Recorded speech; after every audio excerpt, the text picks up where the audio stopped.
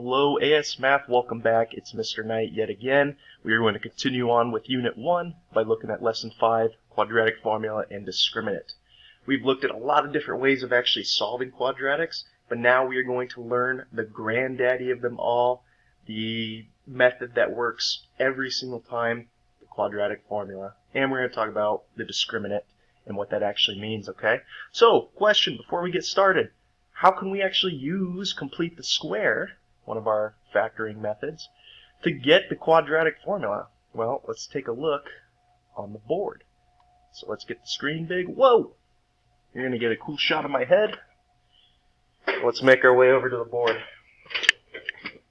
Make sure you guys are situated good. Alright, cool, you can see the board. This is the derivation of quadratic formula, and yes, we're going to use complete the square to help us accomplish this, alright? So, first thing we got to do, let's move our constant value, our c, over to the other side.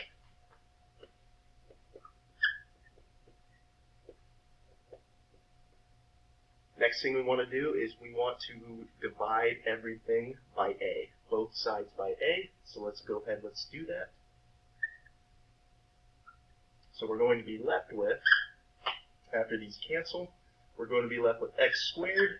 This still has b over a, x, and then that equals negative c over a. Our next thing with completing the square is we need to take our middle term, and now we need to divide it in half, and then we have to square it. So let's do that to the side over here.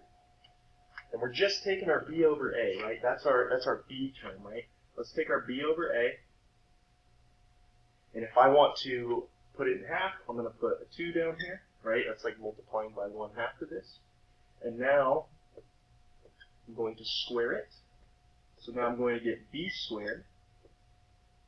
The 2 goes and squares the 2 and the a, so 2 squared is 4, a squared, okay? This is our term now, this is our halved squared term. So now what we're going to do with it is we are going to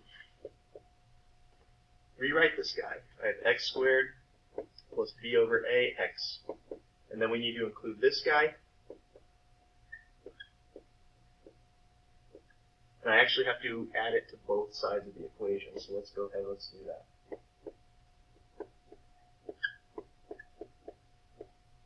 Alright. Next thing we want to do is we want to make this, we want to factor this and turn it into a perfect square. So what I'm going to do is I'm going to have my x's on both sides.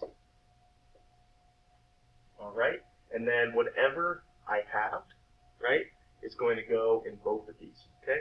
But we can actually condense this. We can make it a little bit easier since we're multiplying it by itself twice. It's the same thing as just squaring it. So let's do that. And now we have b over 2a. Awesome. Okay? And now we're going to equal that to this side. I'm actually going to switch these around. I'm going to keep their signs the same, of course. So it's b squared over 4a squared minus c over a. Cool.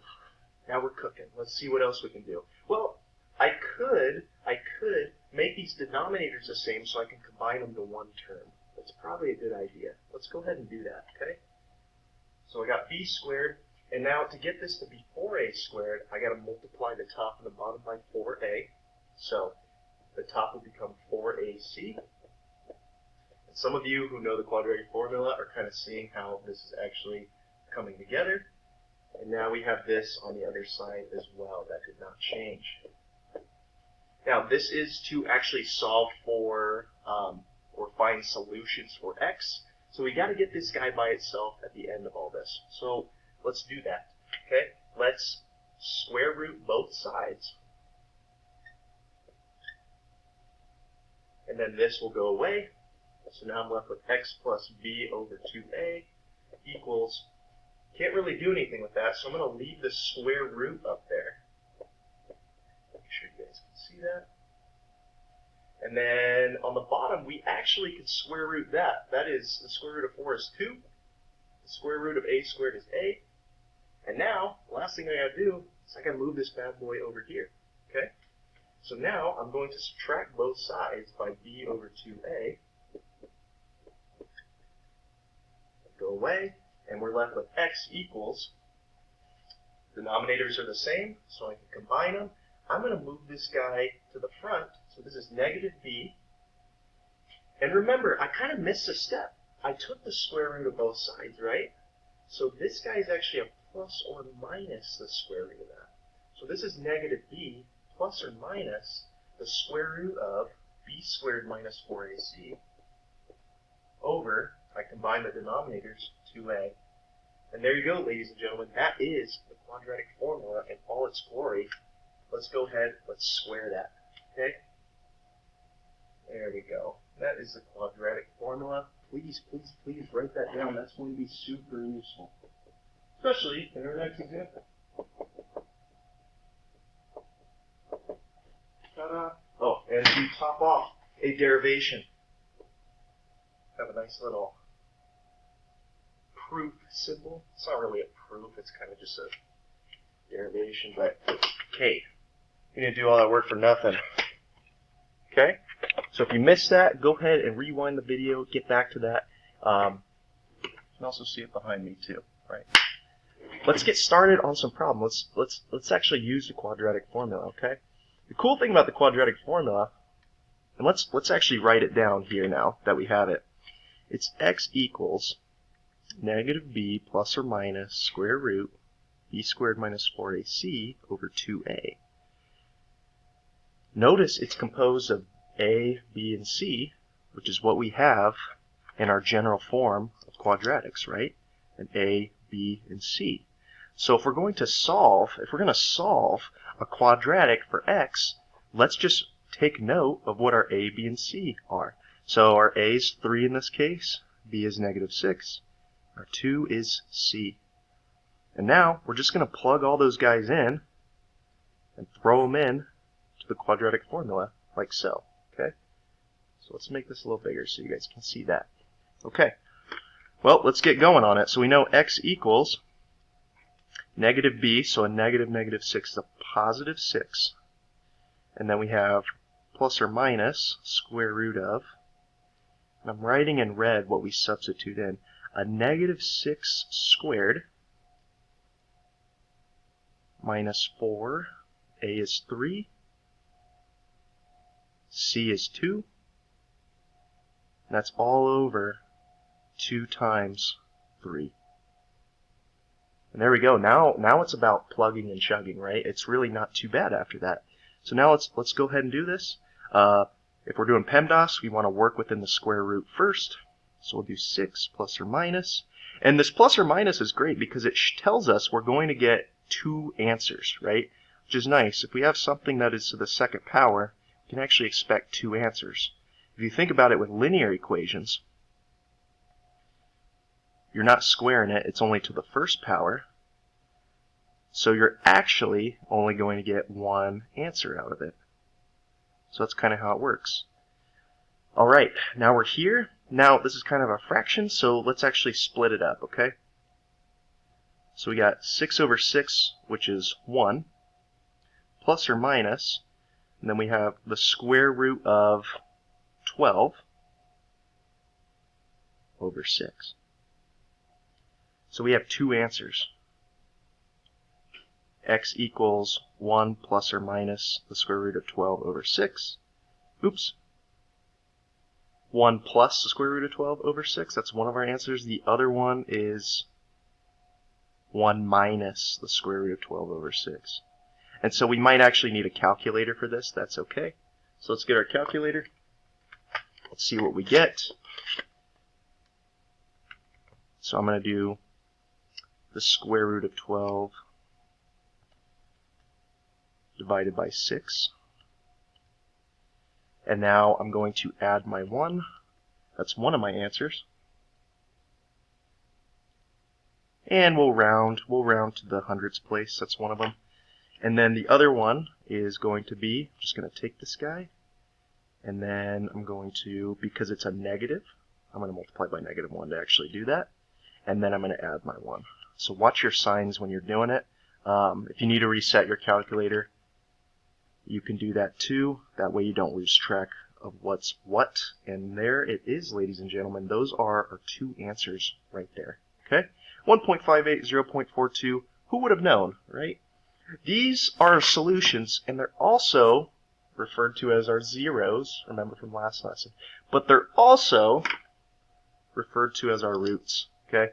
We found the roots of this quadratic. Roots, once again, is another term for solution. So if you see roots, zeros, solutions, they're all interchangeable terms, okay? So that's the quadratic formula. That's how to use it, okay? Now let's move on to the discriminant. We're going to play a little bit of doctor right now. We're going to do some dissecting. It's math dissection, so if you're squeamish, no need to worry. But we're going to talk about how to find the discriminant. The discriminant's actually already embedded in our quadratic formula. In fact, it's this part right here, this b squared minus 4ac. Anything else you might notice? Well, the other part, the negative b over 2a, you saw from our last lesson, that's the axis of symmetry equation right there. So the axis of symmetry and the discriminant together, sandwiched, make the quadratic formula, which is kind of cool actually. So the discriminant is actually a way for us to see how many solutions we're going to have. It doesn't tell us what those solutions are, rather it tells us how many. And we're going to talk about the three cases in a little bit. Okay, so the discriminant is just b squared minus 4ac. That's it. Misconception is adding the square root in there. You do not need that. Okay, so definition of the discriminant, it just tells us how many solutions we have,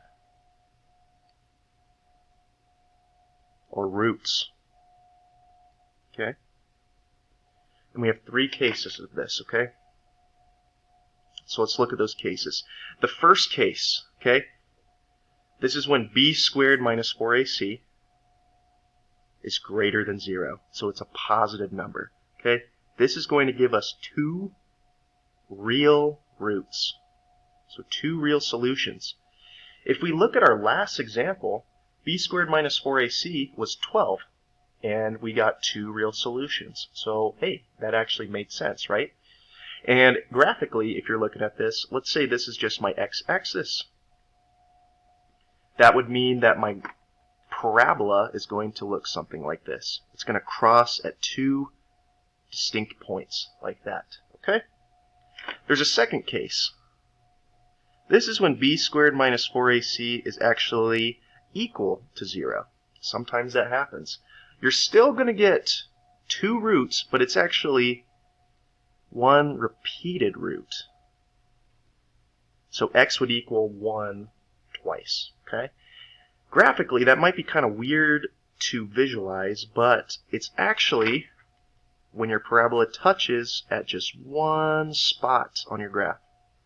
One spot, okay? So that's how it would look graphically, and then that one root would become the repeated root. And finally, our last case, if you're guessing correctly, it's going to be when it's less than 0. When it's less than 0. And this is when we have two imaginary solutions. Okay? Imaginary. I can't spell. That's okay. This isn't English, this is math. Two imaginary solutions. This is when it might look something like this. Your graph never touches the x-axis. Just quite sad. Quite sad. It was so close. You did so good, parabola, and then you just messed up at the end. You may have seen that before, and that makes sense because two different ways of looking at it. If we're talking about zeros or solutions, hey, we're not getting x-intercepts at all, right? So graphically it makes sense. The second thing, too, is if I took my discriminant and it was less than 0, meaning it was negative, what's the square root of a negative number? Like the square root of negative 1. We don't really know what that is. We call it I. Okay? So right there you can see, too, that we're going to get imaginary solutions. So that brings us to example 2, our final example, and we're going to see how many roots this quadratic equation actually has. So let's just find out what our A, B, and C are. There's our A, there's our B, there's our C. Okay, now let's plug it in. Plug it in, plug it in. B squared minus 4AC. Let's throw the B in there. And let's throw the A and the C in there as well. Speaking of AC, I hope my AC gets fixed soon. It is brutal. I thought I was working hard this whole time, guys. I'm not. Okay? Look, and I get 16 minus 12, which is 4.